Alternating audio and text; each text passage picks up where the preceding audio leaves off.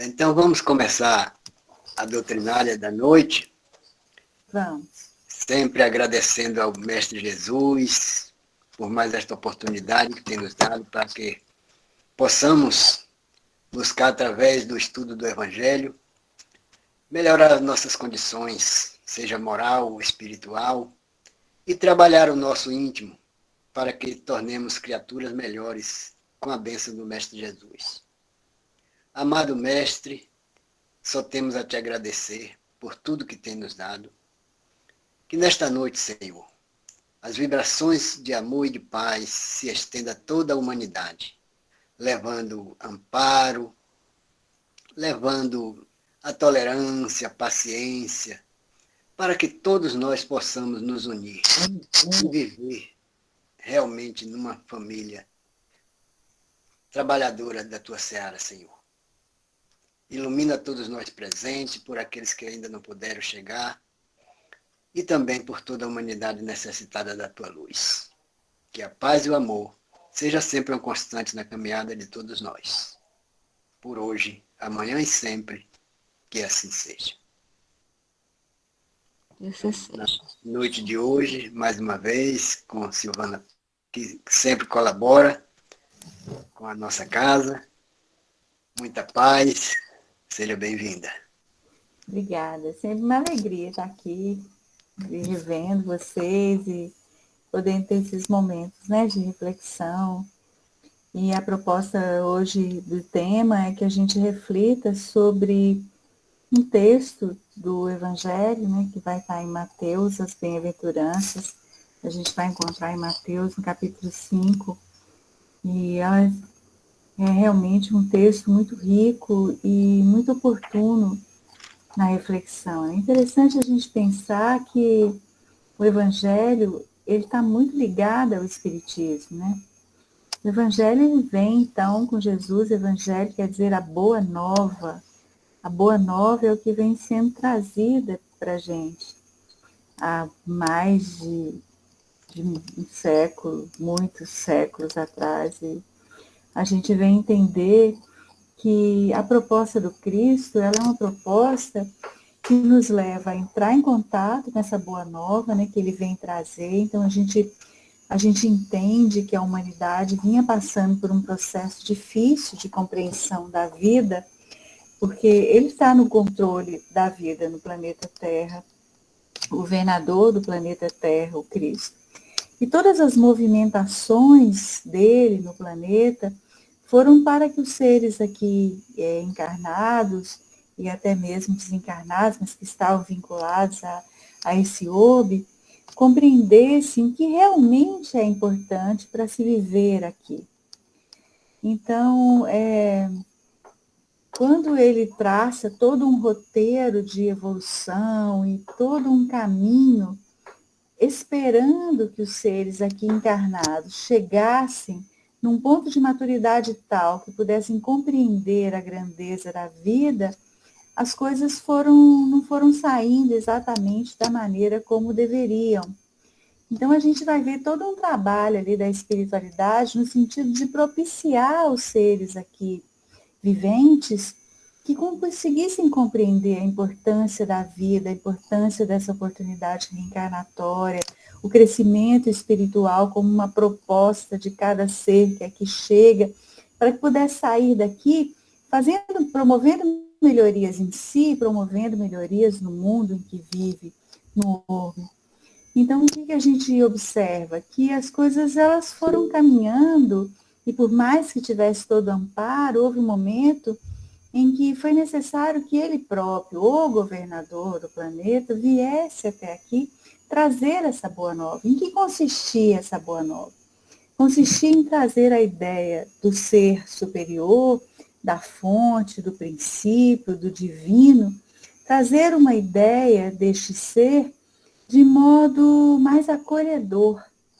Então, ao trazer a boa nova, Jesus quebra, apesar de não vir, ele mesmo diz em alguns momentos que não veio destruir a lei mosaica, mas ele veio trazer ingredientes importantes para que a compreensão do ser vivente no planeta pudesse se ampliar, compreendendo-se como um ser espiritual, como um ser imortal, um ser que estava ali trabalhando pela sua melhoria íntima em todos os momentos.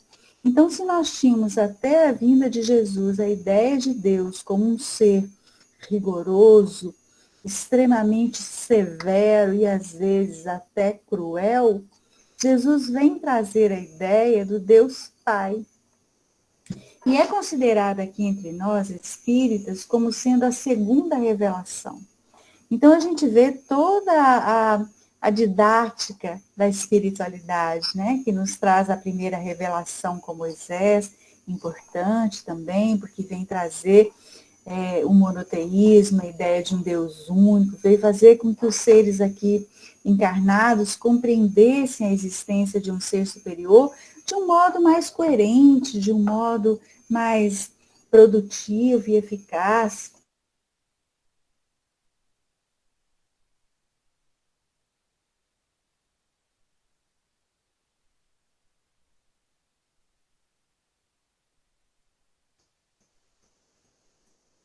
Vocês estão me ouvindo? Apareceu uma mensagem aqui que eu tinha perdido a conexão. A ideia do Deus Pai.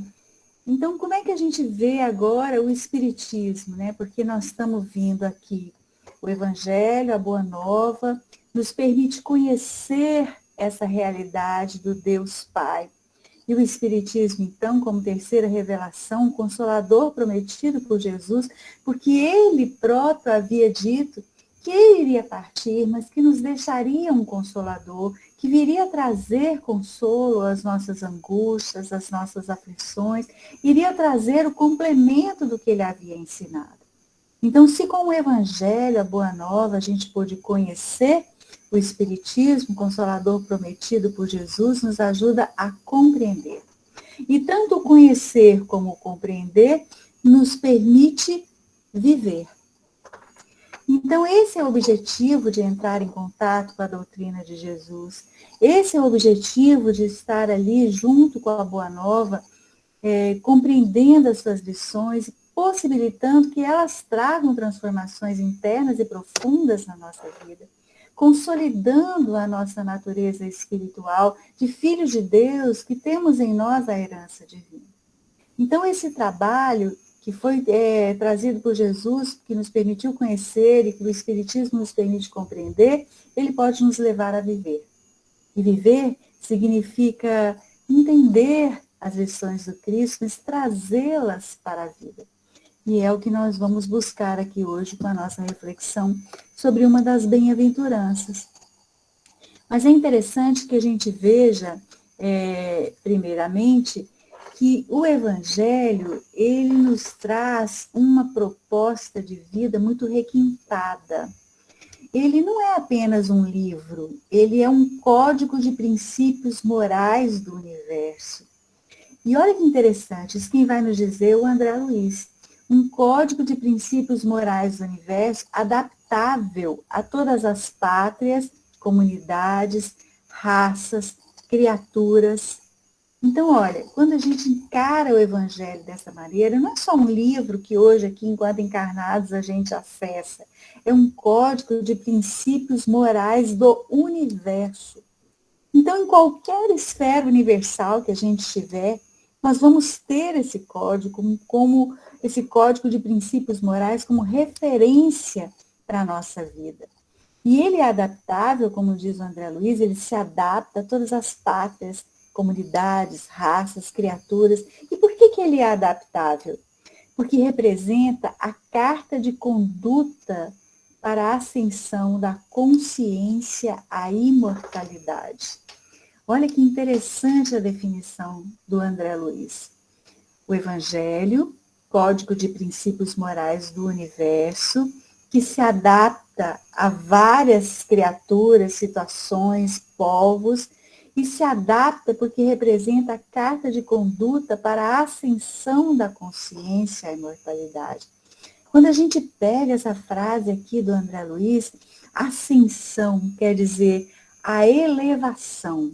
O que eu devo fazer? Qual deve ser a minha conduta para que eu ascenda Assim do que a consciência espiritual, o espírito que eu sou, assim da consciência espiritual desperta, bem alerta para a realidade maior da vida, para que a gente atinja o ponto da imortalidade. E o que significa isso, atingir a imortalidade? Significa que não há morte.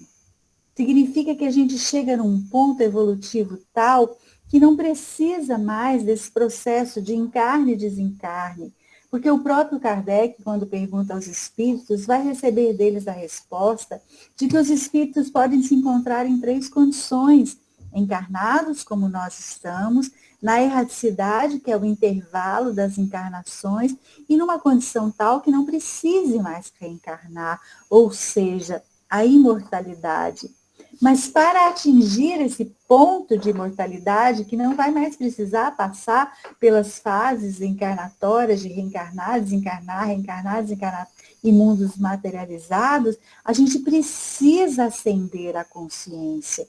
E essa ascensão da consciência se dá a partir da vivência do código de princípios morais do universo. Isso é muito interessante, porque quando a gente chega e acessa o Sermão do Monte, que nós vamos ver aqui hoje, um dos trechos dele, as bem-aventuranças, o Sermão do Monte, nós vamos encontrar a espinha dorsal do cristianismo.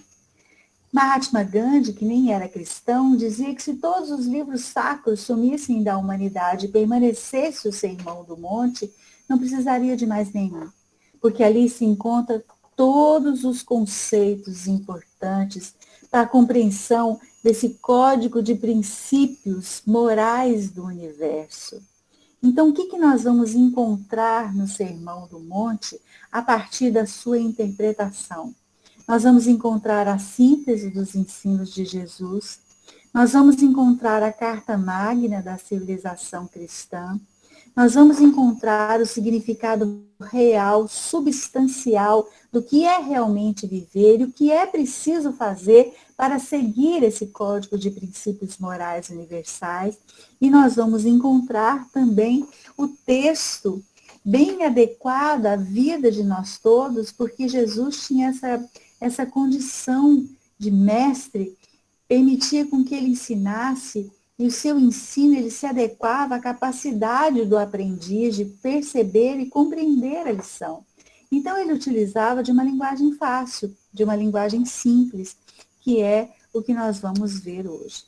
A doutrina espírita, então, vem nos possibilitar o resgate desse evangelho e vem nos ajudar a compreender que Jesus, nas suas lições preciosas, que são capazes de trazer o bem-estar e a cura dos males mais profundos da alma, nos ensina que ninguém é salvo, mas cada um promove a sua própria salvação, se esforçando por viver a cada instante os ensinos evangélicos numa luta incessante e corajosa, que não é fácil, mas que é necessária para o nosso aprimoramento espiritual.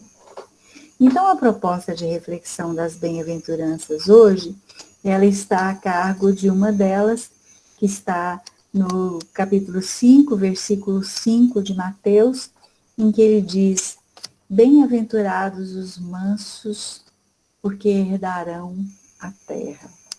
Existem traduções que dizem bem-aventurados os mansos, porque possuirão a terra. Mas é interessante a gente parar um pouquinho para pensar nesta bem-aventurança. Primeiro a gente precisa entender o que é bem-aventurança. Certa vez, falando num grupo de senhoras, num trabalho de assistência social de sopa lá em Minas Gerais, no centro que eu frequentava, eu perguntei, ia falar sobre uma bem-aventurança e perguntei a elas: o que é bem-aventurança? O que a gente pode entender por bem-aventurados, né? Porque bem-aventurados são aqueles que vivem a bem-aventurança. E elas não sabiam. Elas ouviam isso a vida inteira, iam na igreja, eram católicas e outras religiões mais, mas elas não sabiam, nunca tinha parado para pensar. E às vezes isso acontece conosco também. Às vezes a gente lê, a gente recita o texto, mas a gente não para pensar. Bem-aventurado é feliz, ditoso. São duas palavras no hebraico e no grego que podem ser traduzidas por bem-aventurados. Então a gente tem a palavra eulageó, que tem um sentido de um desejo e o Senhor abençoe, abençoe os doentes. Tem a palavra Macários, que aparece em todas as bem-aventuranças e reconhece um estado concreto de felicidade, bem-aventurar, informa uma qualidade da espiritualidade que já está presente. Então, é muito comum a gente encontrar também essa referência, essa palavra no Evangelho, em várias outras passagens. E a gente vai conseguir compreender que o texto, na sua origem, lá na língua que ele foi escrito, no idioma que ele foi escrito, ele nos faz, com o sentido das palavras, entender o significado dela na nossa vida hoje, tanto tempo depois, acessando o texto por um outro idioma. Então, bem-aventurados é como se ele estivesse desejando nesse momento.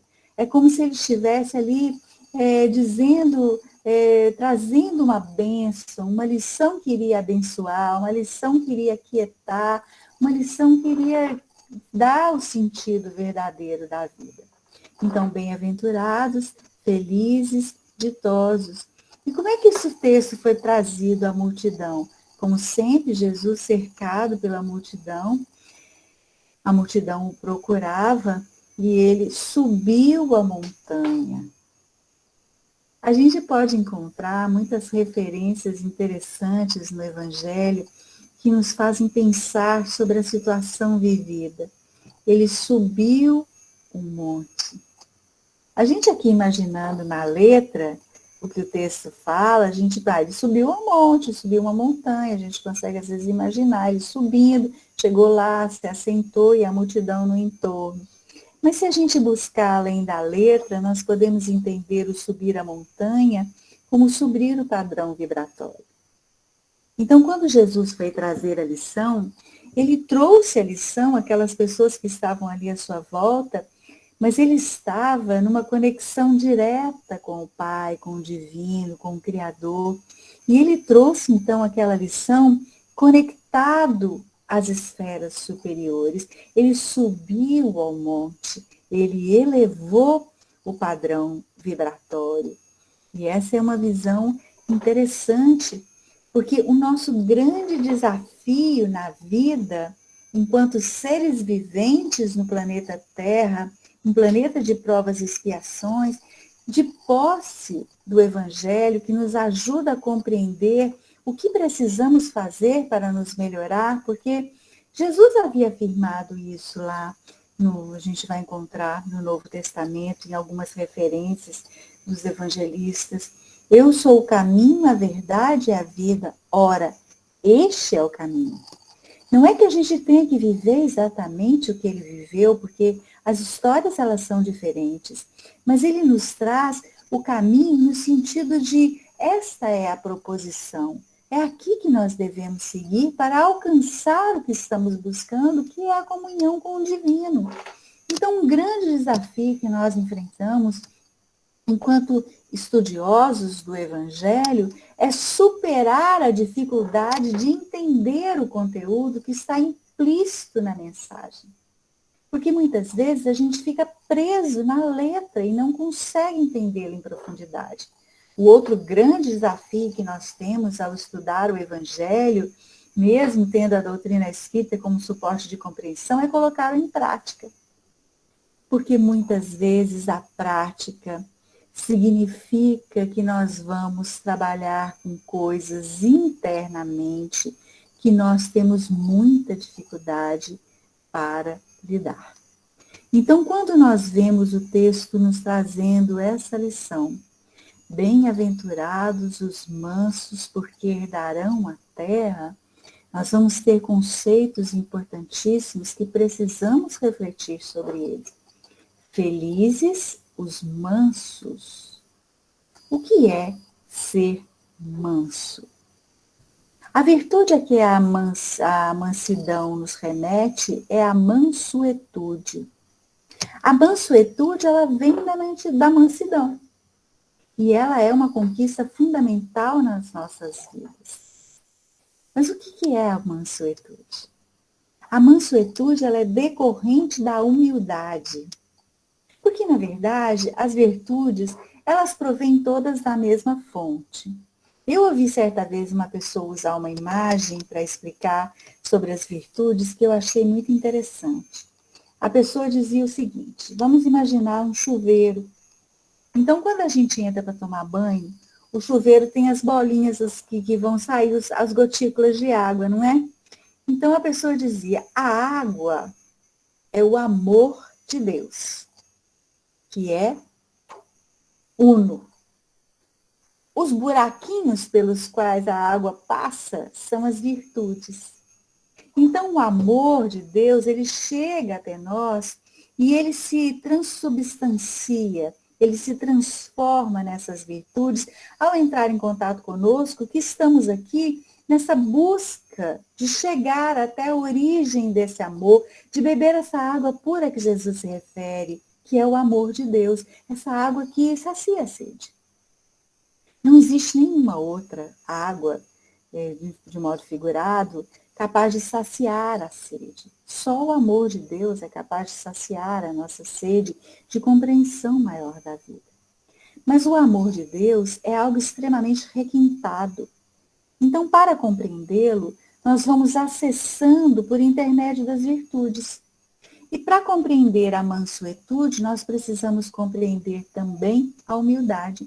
E o que é a humildade? Às vezes a gente pensa assim, uma situação muito comum que a gente encontra às vezes na vida, por exemplo, quando a gente trabalha na assistência social, na casa espírita, então às vezes a gente recebe pessoas de todo tipo, pessoas que vêm de uma origem muito pobre, de uma vida muito miserável, às vezes até pessoas que vivem na rua.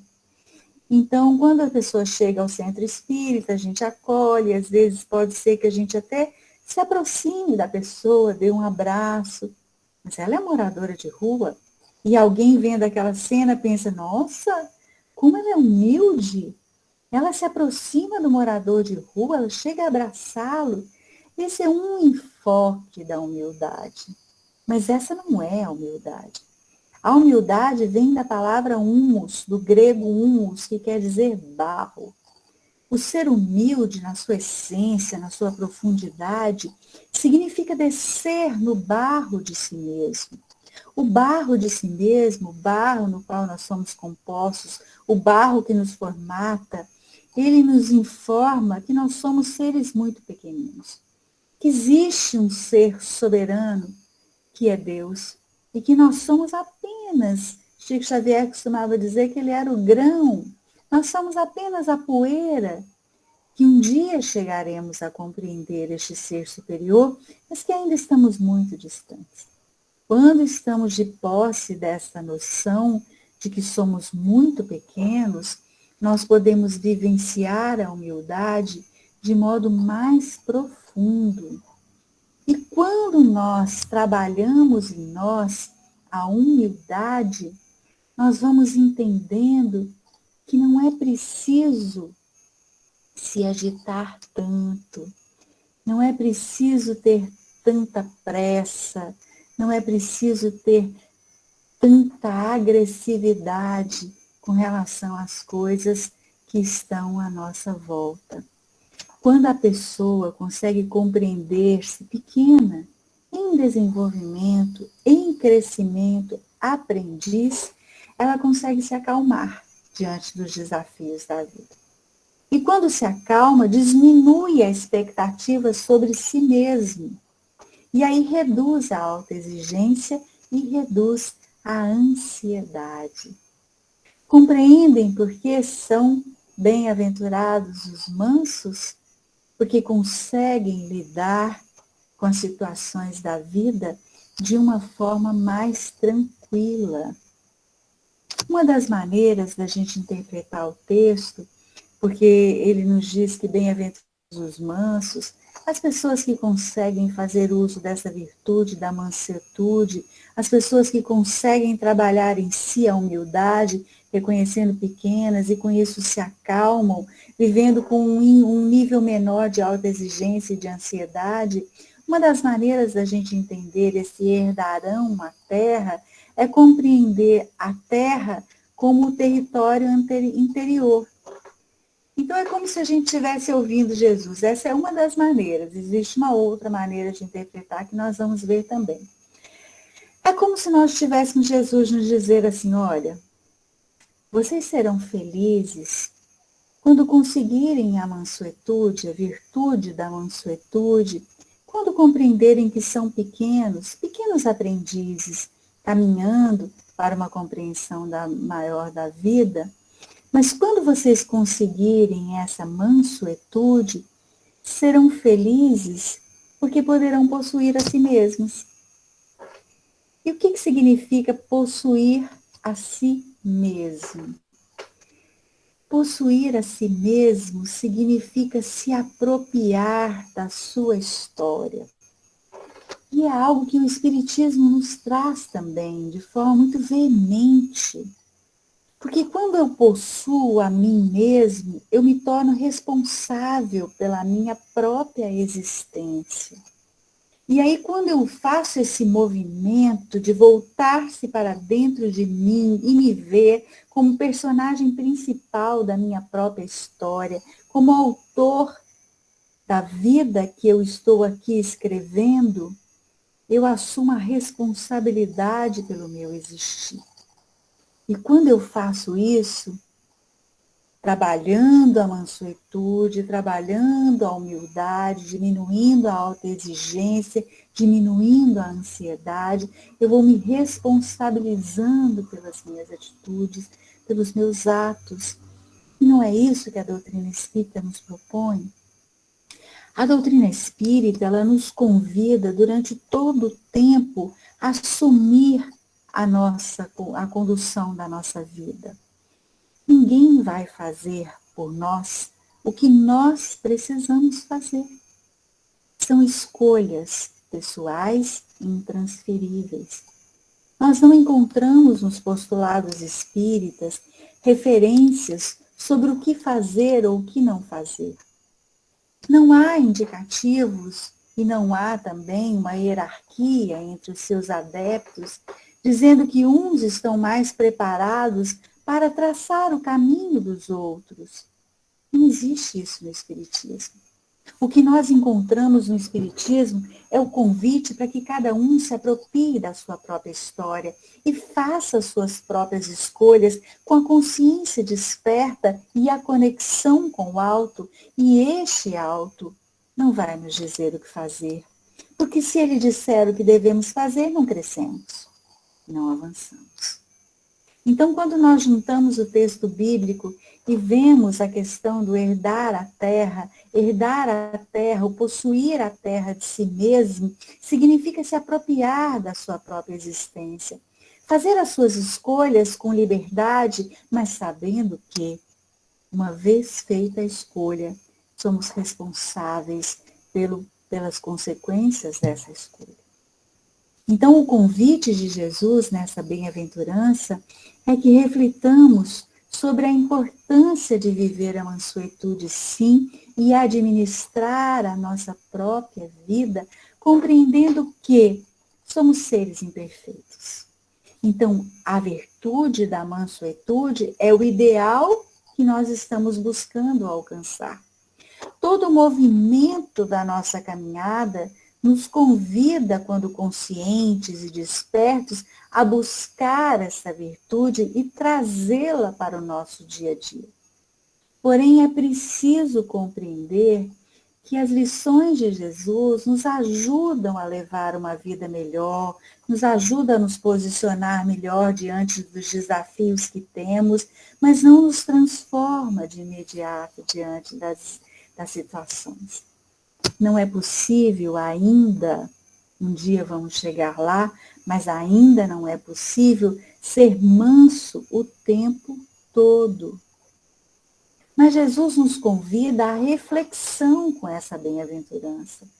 Ele nos convida a pensar sobre ela, a entender que a virtude da mansuetude, da mansidão, da calma, da tranquilidade, nos convida a caminhar mais devagar, desacelerando, nos ausentando deste mundo no sentido de identificar com ele e compreendendo que a vida é algo muito maior. E nós vamos então aprendendo com essa lição a realizar tarefas sem tanto estresse, sem tanta inquietação, sem tanta angústia, mas para isso nós precisamos estar na posse de nós mesmos.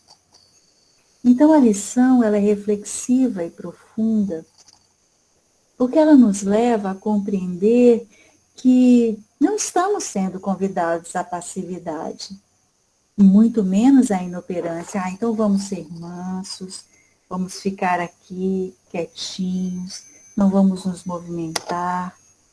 Nós vamos sim estar mergulhados na vida, com todos os desafios que a vida nos traz, aprendendo a ter controle sobre nós mesmos e não deixar que os fatos externos determinem a realidade do que somos, do que sentimos.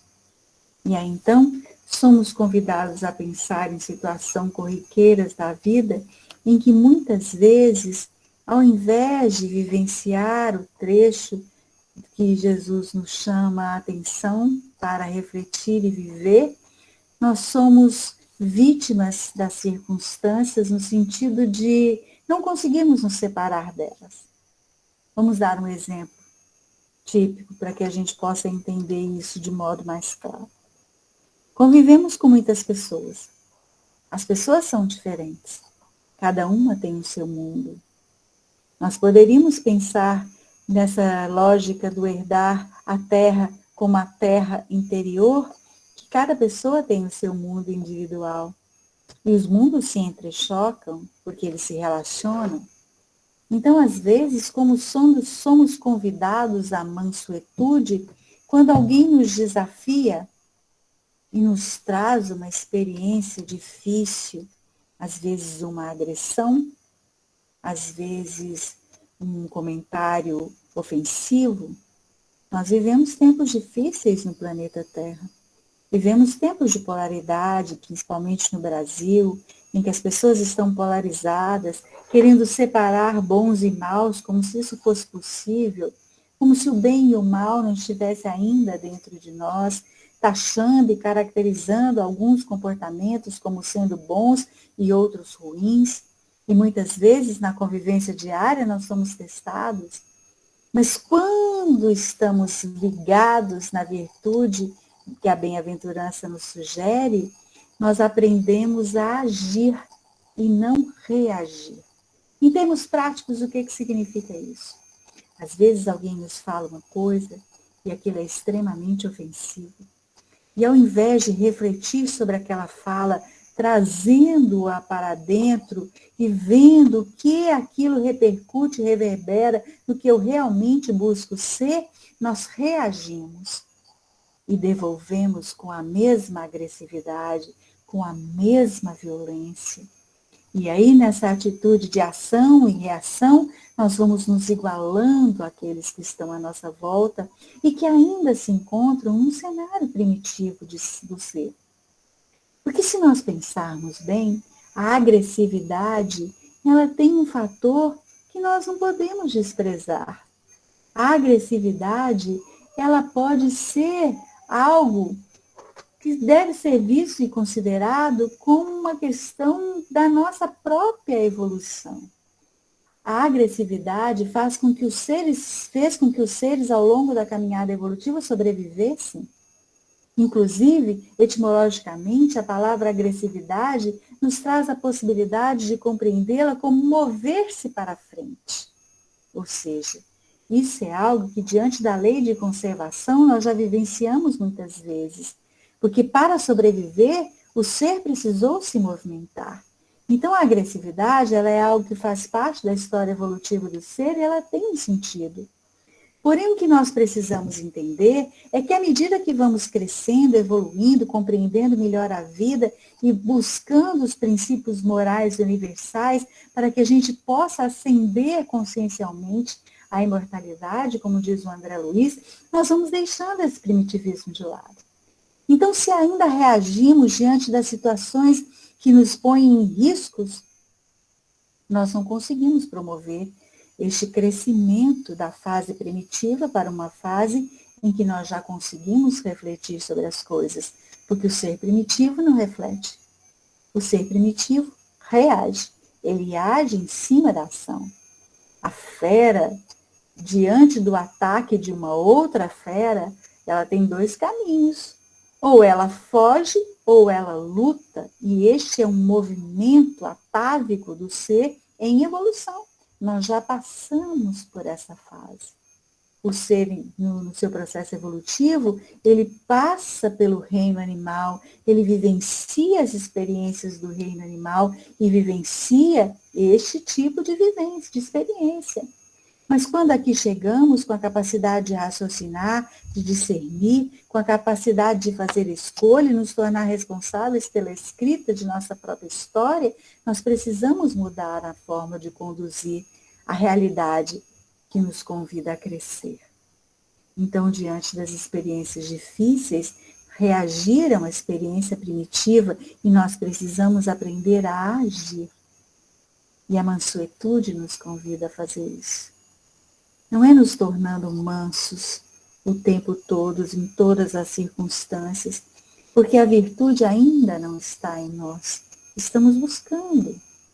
Jesus sabia disso. Quando vem trazer a lição da bem-aventurança, ele sabia com quem ele estava falando. Ele sabia que a virtude ainda não estava concretizada, porque uma vez que a virtude se concretiza, aí nós não teremos a mansuetude, a mansidão. Nós seremos mansuetude e mansidão. Mas estamos caminhando.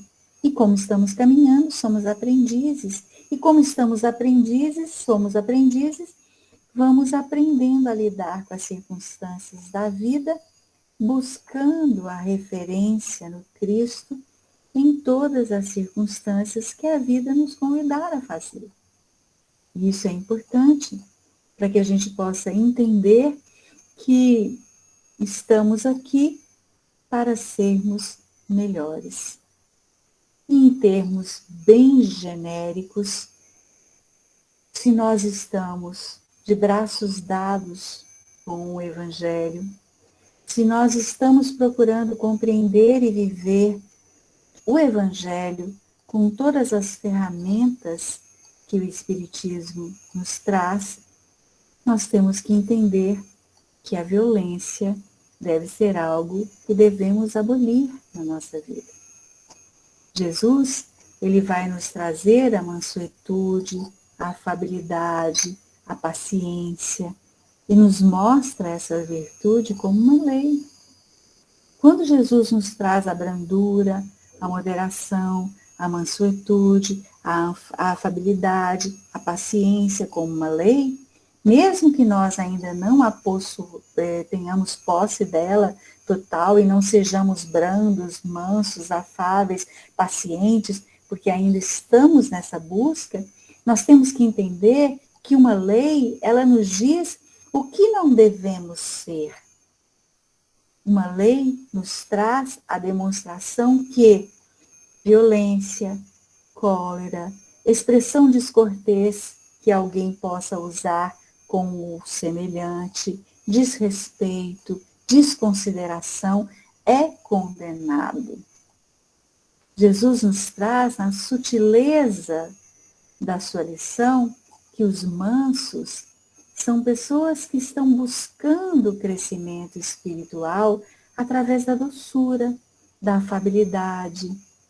E quando nós buscamos a doçura e a afabilidade e vamos introjetando essas duas virtudes na nossa vida, nós vamos nos tornando benevolentes. E a benevolência está muito ligada à empatia, a compreender o outro, a entender que cada pessoa se encontra num ponto, cada pessoa tem a sua maneira de ser, cada pessoa tem a sua forma de compreender a vida e nós não podemos impor a nossa própria visão aos que estão à nossa volta. Então Jesus, ele vem nos falar dos mansos de coração, não era para nos exaltar a ociosidade, a fraqueza, ele só desejava destacar que as almas equilibradas, os seres humanos compreensivos, as criaturas de boa vontade, elas sabem plantar o bem e esperar a colheita sem desespero e sem violência. Isso diz Emmanuel numa mensagem belíssima. A cólera, ao contrário, significa um traço de recordação do princípio em que a vida humana ainda se expressava de forma mais grosseira. Então resta nos perguntar: o que estamos alimentando?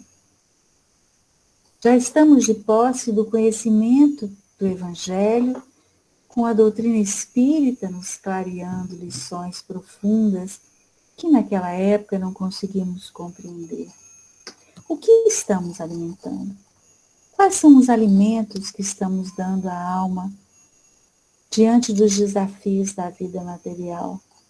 Lembrando que o processo evolutivo do ser, ele se consolida aqui na matéria. Nós vamos evoluir aqui vinculados à vida material, porque é vencendo os desafios, vencendo a resistência que essa matéria impõe, a consciência obscurecida pela identificação com o ser material que por ora somos, é que nos torna capazes de avançar na seara evolutiva que estamos empreendendo. Na erraticidade, nós aprendemos coisas importantes, adquirimos bagagem para vivenciar experiências aqui, mas é aqui que somos convidados à evolução. E somos convidados por todos esses desafios que estão à nossa volta. Então, se eu estou aqui neste momento no planeta Terra, se eu estou aqui no Brasil, nessa situação de dificuldade, nessa situação de incerteza, de pluralidade, o que eu estou alimentando? Qual tem sido o meu posicionamento diante da vida e dos desafios? O que eu represento para as pessoas que estão à minha volta? Quais são as referências que eu tenho transmitido com as minhas ações, com as minhas falas, com as minhas escolhas? É preciso entender que num outro trecho evangélico bastante significativo, Jesus dizia que pelo fruto se reconhecereis a árvore. Que tipo de frutos estamos dando? Que tipo de frutos tem dado aquele que nós temos nos arvorado em defender? Quais são os alimentos que essas pessoas, que nós muitas vezes temos como referência, nos esquecendo que no planeta Terra, o único referencial e caminho é Jesus? Quais são os perfis dessas pessoas que estão à nossa volta e no qual estamos aqui convivendo diariamente e sendo desafiados a demonstrar na nossa conduta tanto o Evangelho de Jesus quanto a doutrina espírita, naquilo que nós acreditamos, naquilo que reverenciamos e compreendemos como sendo o caminho que nos leva à evolução. São questionamentos que precisamos fazer diariamente, porque não basta repetir questões e trechos evangélicos, é preciso viver o Evangelho. E viver o Evangelho é desafiador. É desafiador porque nós temos que lidar com as nossas próprias mazelas internas. Temos que olhar para a terra que somos nós, essa terra que nós queremos herdar como sendo um solo produtivo, um solo eficaz, um solo que vai dar bons frutos, a 100 por 1, como diz a parábola do semeador. E para isso temos que remexer essa terra. Temos que mexer, remexer e retirar dali os pedregulhos, os espinhos e todas as coisas que têm impedido a boa produção, o bom fruto. Então, são reflexões importantes que o trecho nos traz. E são reflexões também que nos levam a concluir que uma outra forma de compreender o herdarão a terra, que estamos aqui falando no campo pessoal, do herdar a terra e a terra ser o nosso mundo interior, mas existe uma outra forma de conceber essa lição e essa bem-aventurança, que é o herdar a terra enquanto mundo de regeneração. Bem-aventurados os mansos, porque herdarão a terra. O planeta Terra passa por uma fase de transição. A transição pela qual o planeta passa fará com que ele deixe de ser um mundo de provas e expiações para se tornar um mundo de regeneração. Ao se tornar um mundo de regeneração, a característica peculiar do mundo de provas e expiações, que é o predomínio do mal, deixará de ser tão efetiva. Então, para adentrar no mundo de regeneração, precisamos desenvolver a mansuetude, com todas essas coisas que já falei aqui. Se apropriando da própria história de vida que estamos escrevendo, das nossas escolhas, daquilo que estamos construindo, daquilo que estamos representando e referenciando em nossa própria vida e naqueles que nos acompanham em nosso entorno. O fato é que coléricos, violentos, enraivados, não permanecerão no planeta Terra. Essa é a lição implícita da bem-aventurança que a doutrina espírita nos ajuda a entender. Cabe a nós fazer nossas próprias escolhas. Bom, caso alguém queira falar alguma coisa, fique à vontade, estamos aqui para ouvi-los. Se tiver alguma dúvida ou algo a acrescentar, fiquem à vontade.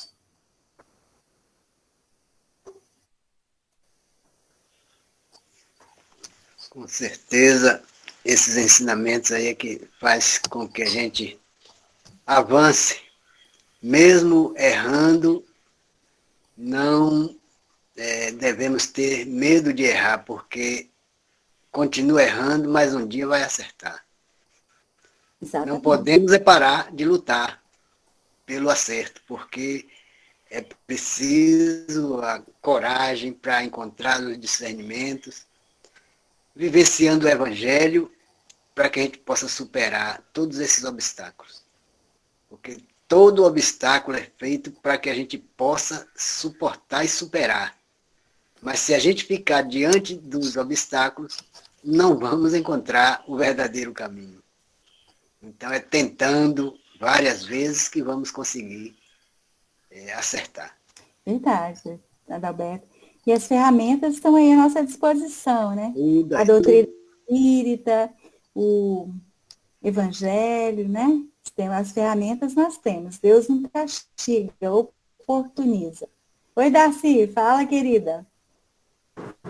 Oi, Silvana, eu só tenho que te agradecer, te dar os parabéns. Esclarecimentos e reflexão muito boa mesmo.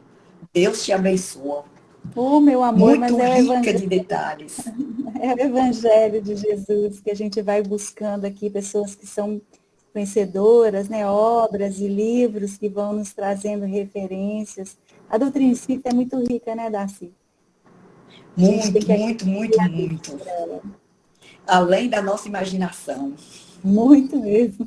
Verdade. Isso mesmo.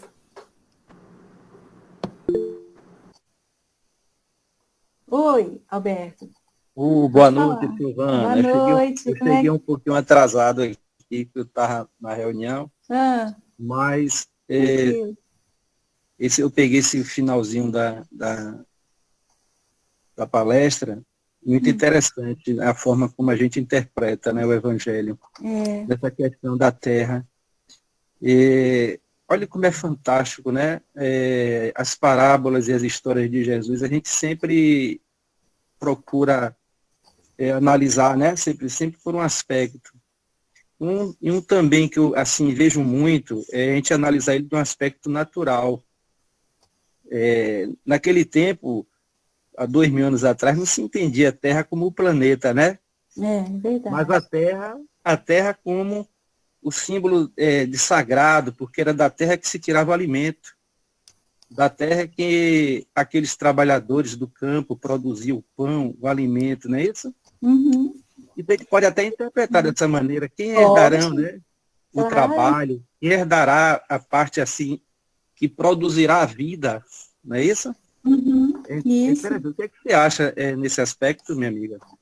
Eu acho muito bacana essa colocação que você faz. A gente tem que entender também, né, Alberto, que Jesus falava, porque assim, um espírito dessa natureza, né, um espírito que já atingiu o patamar superior, primeira ordem, né, ele não tem tempo. Então, quando ele traz a lição, é uma lição atemporal. Então, naquele momento ali, você traz essa colocação, é interessante, importante, porque realmente não havia esse referencial, né? Então, isso podia ser interpretado de várias formas. O que é a Terra para você, para você, para você? Essa interpretação do interno é legal, mas talvez não fosse aquele propósito imediato lá daquela época. Então, é interessante você trazer essa colocação do sagrado. Então, mas como é atemporal, e é uma coisa que está aí, hoje a gente busca e a gente tem mais material, mais subsídio para a compreensão melhor da vida, do planeta e também da questão interna, né? Então a gente consegue assimilar de uma outra forma. Lembrando que nós somos os mesmos que estavam lá, né? Porque somos reencarnacionistas. Nós estamos repetindo aí as experiências. Infelizmente, a gente ainda não conseguiu vivenciar profundamente o que Jesus nos traz. Nós não conseguimos fazer, que você chegou mais tarde, no começo eu trouxe uma colocação do André Luiz, no livro Mecanismos de Mediunidade, em que ele fala que o Evangelho é um código de princípio moral universal, que ajuda a consciência a buscar, né, ascender para a imortalidade. Então, olha que legal isso, né? A consciência ascender para a imortalidade. Então, é aquele ponto em que eu não vou mais vivenciar as etapas encarnatórias, reencarne, desencarne, eu já cheguei num patamar superior, não preciso mais disso. Mas o Evangelho é esse código de princípio universal. Então, ele é do universo, não é só do planeta Terra. Às vezes a gente acha que é só daqui, não é só daqui. Para qualquer lugar que a gente for, esse é o código. Então, quando Jesus falava, ele trazia suas lições ali profundas para que a gente internalizasse e aquilo passasse a ser uma vivência, né? Um código que nos norteia a vida. Só que a gente ainda não consegue muito, estamos lutando, né? Estamos aqui tentando aprender, mas essa fala sua faz muito sentido, sim, é isso mesmo, perfeita. É por aí. Oi, Joel, você levantou a mão? Você comentou no chat, não sei, eu vi aparecer. Que nada, Joel, sua fala é sempre bem-vinda, eu sei, com sua experiência, tantas coisas já vividas aí, né? As experiências, elas nos compõem. A gente acha que envelhecer materialmente é muito mal visto pelos seres encarnados. A gente que gosta muito de envelhecer, né? Porque o envelhecer, ele traz fisicamente alguns comprometimentos, e aí a gente vai ficando enrugadinho, o cabelo vai ficando branco, a visão começa a falhar, mas a vivência, os anos, eles nos trazem uma experiência que a juventude não dá, né? Então, esse é importante sua fala, Joel. Você já viveu aí muita coisa a ensinar. As suas colocações são tão bem-vindas, é uma ótica às vezes diferente, né? E quando a gente vê o estudo do Evangelho, como todos dizem, e é real, e a gente, cada vez que a gente lê um trecho, vê um versículo, um capítulo, seja o que for, a gente já tem algo a mais a internalizar, algo mais a entender. E você nos traz uma ótica própria e nos dá aquela certeza, aquela sensação, aquela certeza que é o próprio Evangelho. Assim, é muito bom de ouvir suas colocações. Mas as colocações não são minhas, não. Eu sou só intérprete. Eu vou buscando aqui os livros e vou vendo, faço uma miscelânea de livro aqui para poder trazer aquilo que eu acho que fale mais. Eu só interpreto.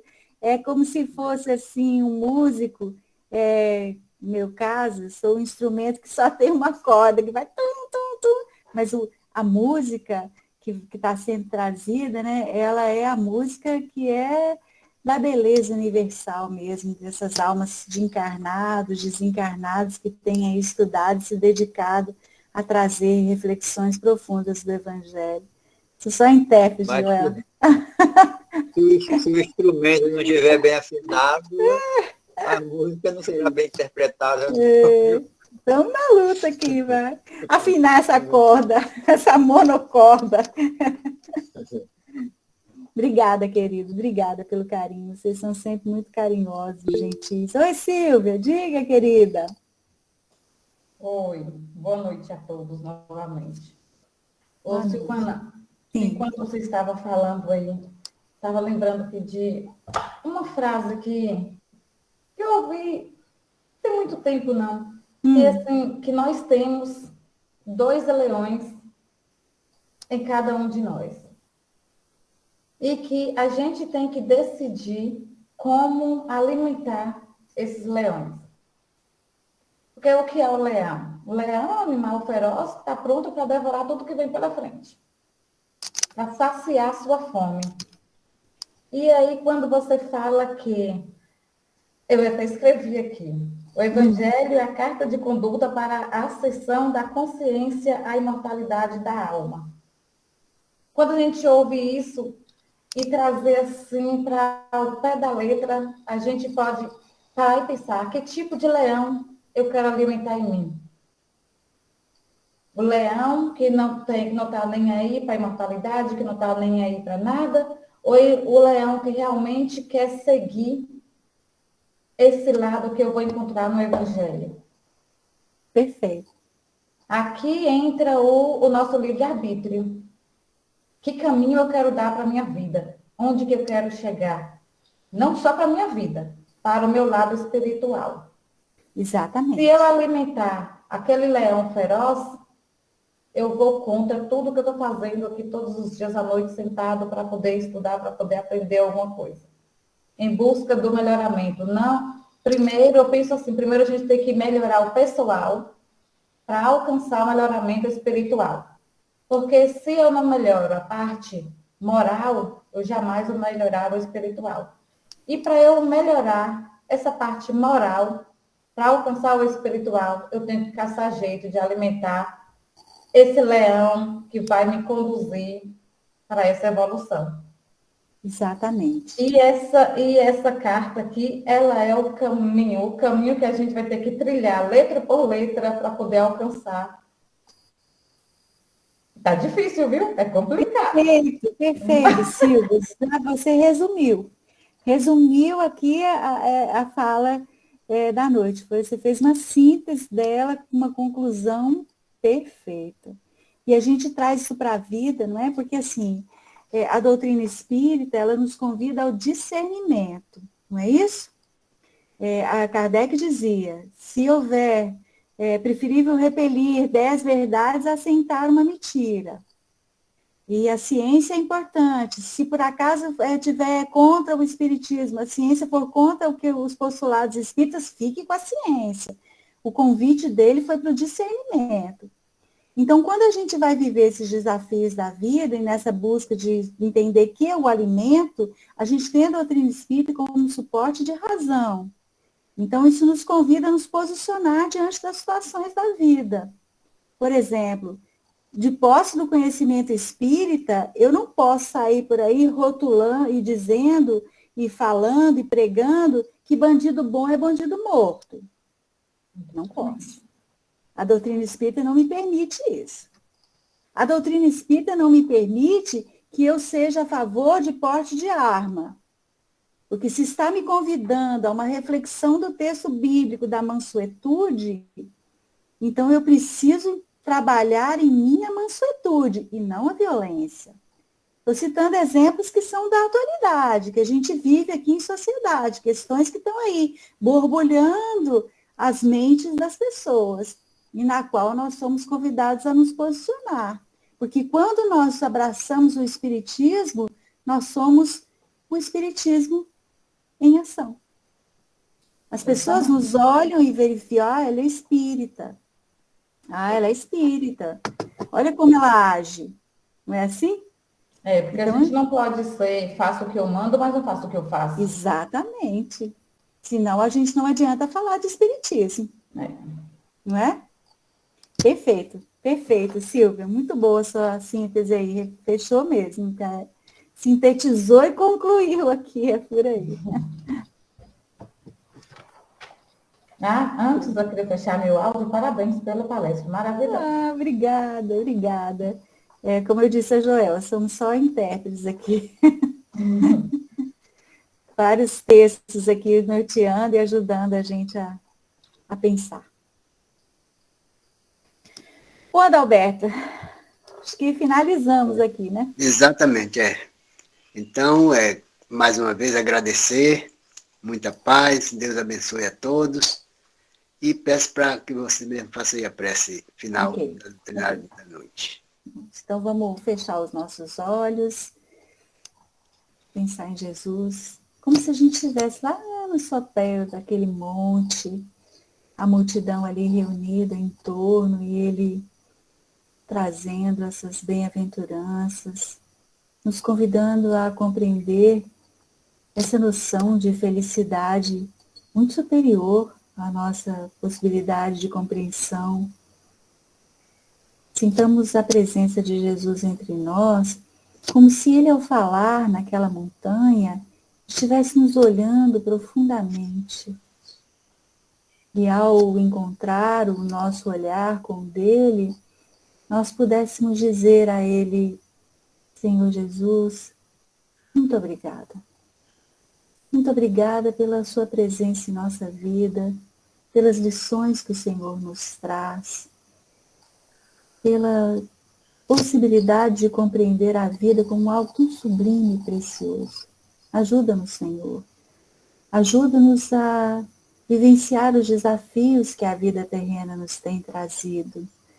Ajuda-nos a ter discernimento, compreensão maior da vida. Ajuda-nos a sentir a sua presença mansa, doce, na intranquilidade do nosso coração. Que a sua presença nos traga segurança, bem-estar, bom ânimo e esperança. E que o Senhor olhe sempre pelo nosso país, para que os rumos que a situação tomar e as escolhas que foram feitas possam trazer tranquilidade às pessoas que sofrem, possa trazer alimento aos que passam fome, trabalho aos que perambulam sem rumo. Que a sua presença, Senhor Jesus, seja motivo de muita alegria em nossas vidas, agora e sempre, graças a Deus.